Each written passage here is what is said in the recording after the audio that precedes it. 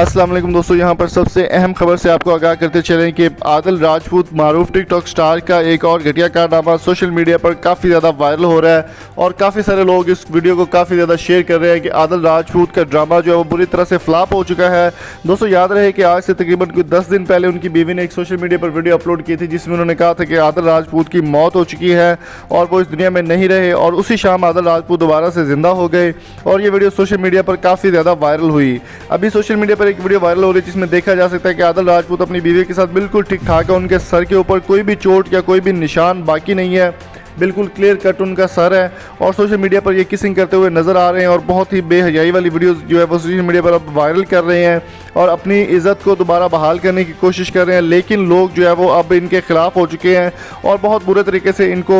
Troll किया जा रहा है सोशल मीडिया पर। दोस्तों यहाँ पर मैं आपको एक और चीज़ बताता चलूँ कि टिकटॉक को बैन करवाने के लिए आप हमारा साथ दीजिए, कमेंट बॉक्स में लिखिए बैन टिकटॉक और इस वीडियो को ज़्यादा से ज़्यादा शेयर करें। जैसे कि आप वीडियो में देख सकते हैं कि तमाम जो टिकटॉकर हैं वो सारे इकट्ठे हो चुके हैं जो कि लाहौर के अंदर, और आदिल राजपूत और उसकी बीवी बिल्कुल वहाँ पर ठीक ठाक मौजूद हैं और किसी किस्म का कोई जख्म भी उनके सर के ऊपर या नहीं है। अगर गाड़ी से भी एक्सीडेंट हो तो इंसान